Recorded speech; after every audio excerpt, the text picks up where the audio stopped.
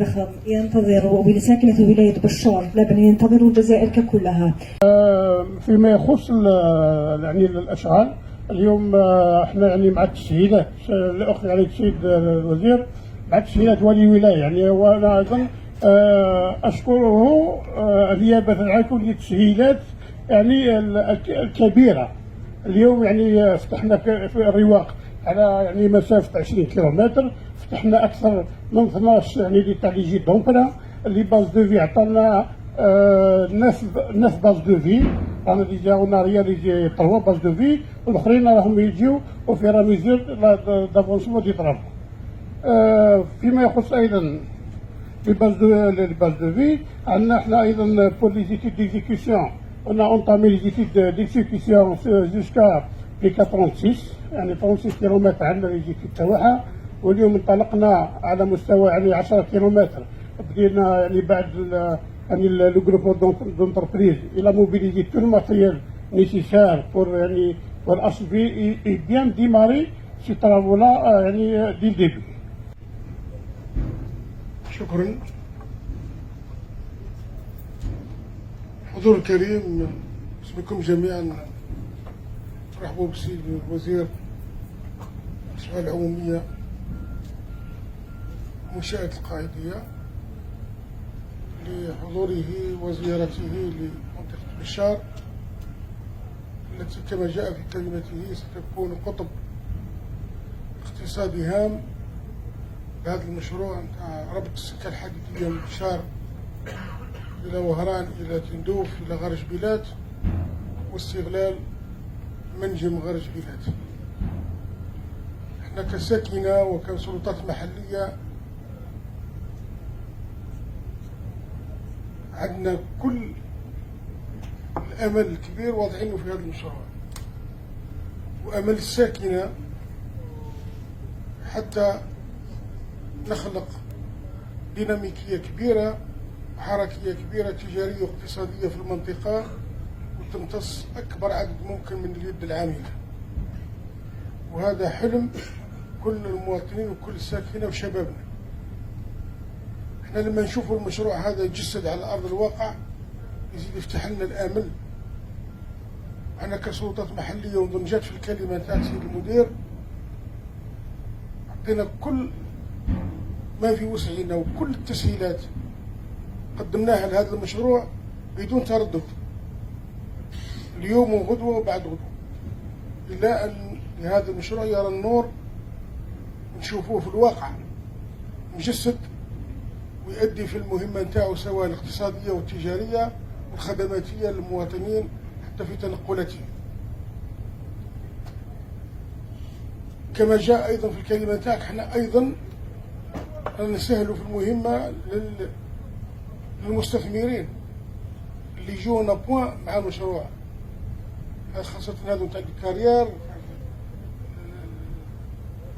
البلاست والرمال نتاع الوديان اللي تحتاجوها في المشروع. احنا الآن نسهلوا في المهمة للطالبي هذا الاستثمار في هذا المجال، ونظن كل شيء اللي راه عندنا من قبل واللي مديناه ما نظنش يكفي، مازال نحتاج إلى مستثمرين آخرين.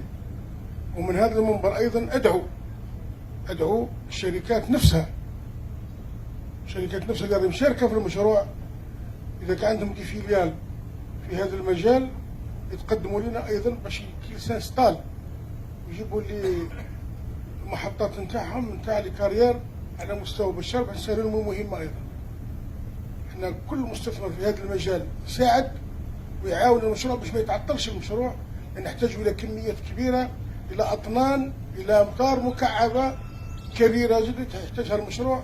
وبالتالي لازم كل التسهيلات في كل الأمور اللي تدخل في الإنجاز احنا مستعدين باش نسهل لهم المهمة.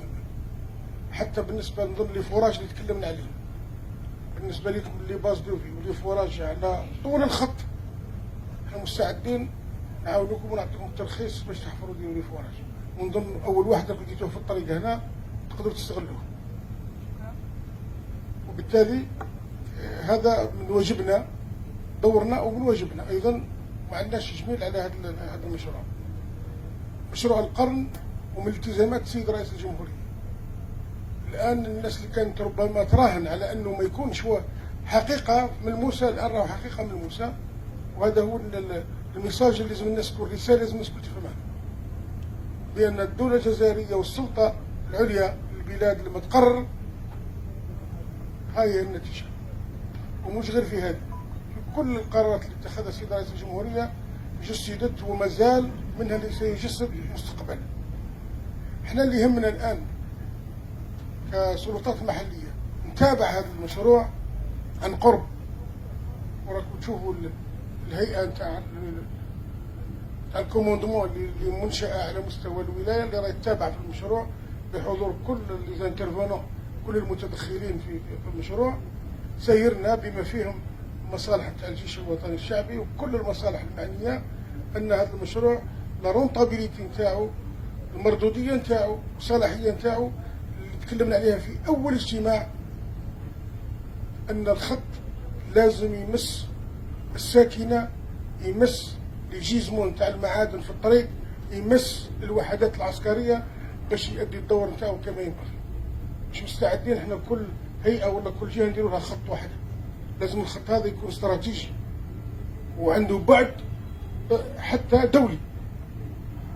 شو بقى لنا احنا غدوه على غرش بلاد من تندوف 70 كيلو على المعبر، يمكن في يوم من الايام تقرر السلطه المحليه تجي تدخل حتى لموريتانيا، ولما لا؟ اذا هذا الخط راح يكون بوابه كبيره للفريق قبل ما يكون جهه تاع عين الزاد. وبالتالي انا كمسؤول في هذه الولايه، ونظن كل السلطات المعنيه والزملاء نتاعي بما فيهم اعضاء البرلمان بغرفته يشاطروني في الراي ان هذا المشروع اللي كان حلم الان راه واقع. كما تكلمت مع سيد الوزير قبيل، ربما احنا في البدايه باش نعطي دفع كبير للمشروع نمشوا معاكم باطاراتكم بيد العامله المؤهله اللي تخدم المشروع. فمرحله اولى هذه الاولى، ولكن بعدها مباشره ندخلوا في عمليه التوظيف المباشر وغير المباشر باش نطمئن الساكنه نتاعنا. اظن هذا هو الشيء الهدف الكبير، بلا ما نروح لمجالات اخرى، مردوديته وفائدته للدوله الجزائريه والاقتصاد الجزائري. احنا بشار راهي مستعده باش تستقبل ضيوفها بكل ما لها من قوه، ومنهم عندها من امكانيات. حتى المواطنين الان راهم مستعدين، الناس راهي متهيئه في نفسها لهذا المشروع وعقد عليه امل كبير. اذا ماذا بينا ما نخيبوش هذا الامل نتاع المواطن ونتاع الساكنه ونتاع السلطات اللي ربما كانت تحلب مجموعه من المشاريع واللي ما راهي تتحقق، والحمد لله وشكرا.